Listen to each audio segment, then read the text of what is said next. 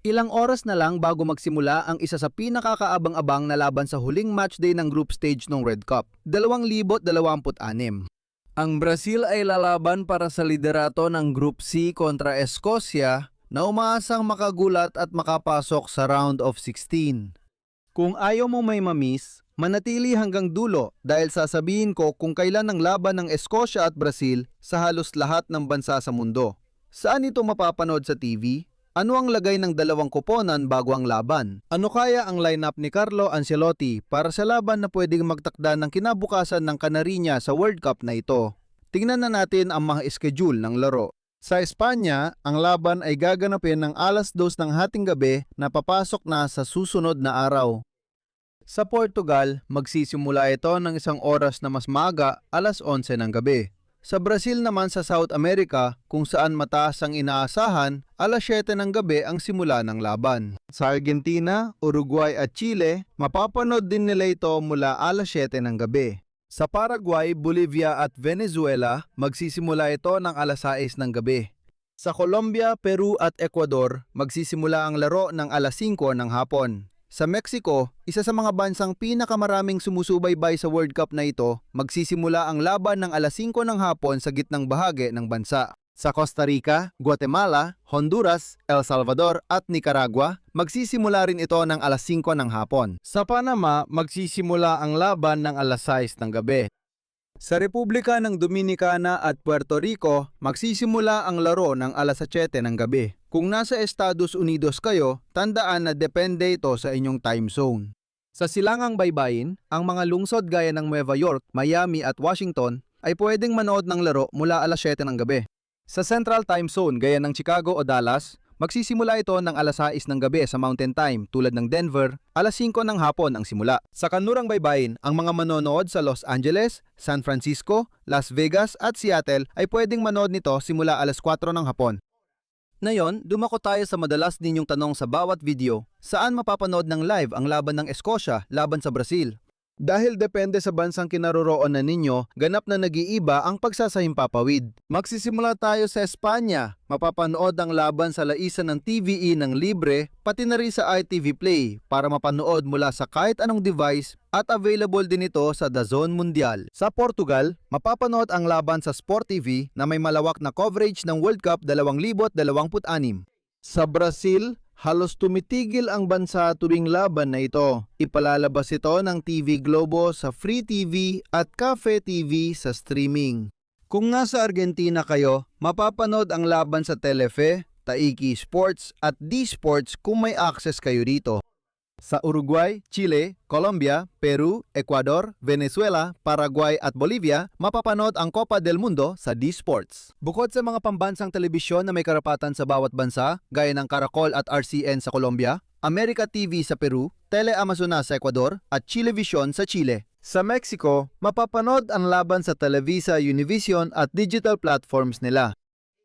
Sa Costa Rica, ang retransmisyon ay satelitika, sa Guatemala, sa Chapin TV, sa El Salvador, sa TCS, sa Honduras, sa Televicentro, sa Nicaragua, sa Televideo, at sa Panama, ang magpapalabas ng laban ay RPC at TVN. Kung sinusundan ninyo kami mula sa Estados Unidos, mapapanood ang laban sa Fox, sa Ingles at Telemundo sa Espanyol, pati na rin sa mga plataporma ng Fox One, Fubo, Peacock at mga opisyal na serbisyo ng Fox Sports.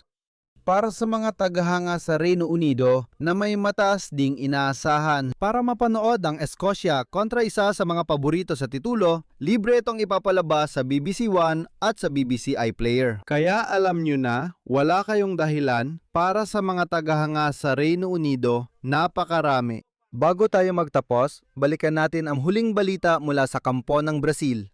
Dahil si Carlo Ancelotti ay gumawa ng isang napakahalagang desisyon kay Neymar at maaring magbago ng buo ang takbo ng laban na ito. Magsimula tayo sa Escocia. Halos hindi babaguhin ni Steve Clark ang lineup na nagdala ng magandang resulta sa group stage. Sa goal, si Angus Gunn pa rin ang ilalagay niya.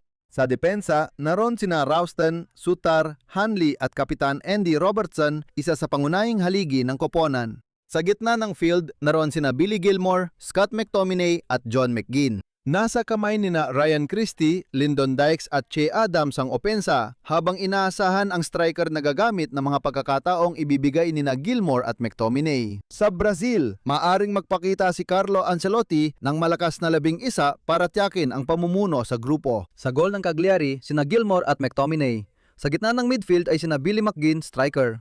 Sa gitna ng midfield ay sina Billy McTominay at John McGinn ang kaliwang striker. Sa Gilmore, McTominay at ang striker na si McTominay sa kaliwa. Sa gitna ng midfield, mukhang uulitin ni na Bruno Guimaraes at Joao Gomez na sasamahan ni Lucas Paqueta na may kalayaang sumama sa opensa. Si Bruno Guimaraes at sa itaas ay may malalaking katanungan. Vinicius, Joao Gomez.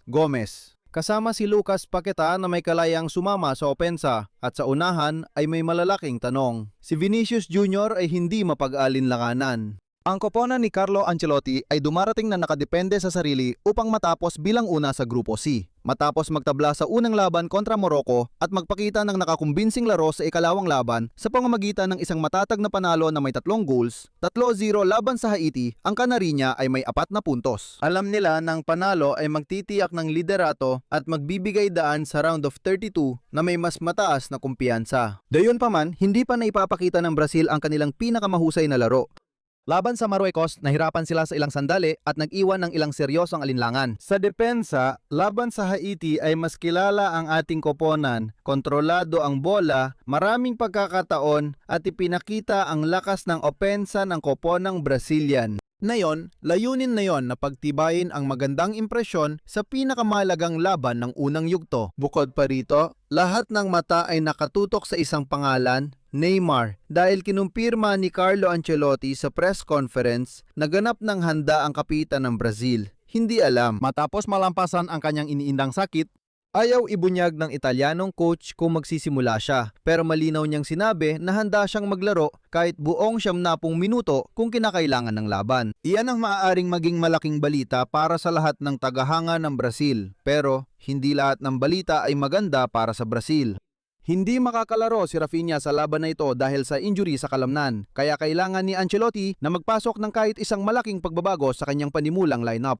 Ganoon din si Rodrigo na isa sa mga nakakapagpabago ng laro para sa Brazil sa World Cup na ito. At ang malaking tanong ay si Neymar. Kinumpirma ni Ancelotti na pwede na siyang maglaro matapos makuha ang medical clearance. Tanong kung magsisimula ba siya sa starting lineup o bibigyan ng ilang minuto mula sa bench para maibalik ang ritmo sa laro bago ang knockout stages.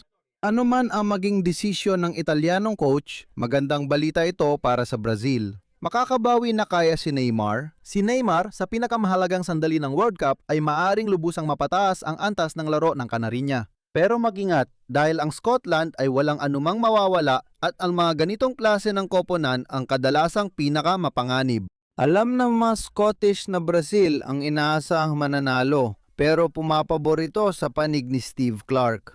Maaring baguhin ng maagang goal ang laban at pilitin ng Brazil na sumugal ng lampas sa inaasahan.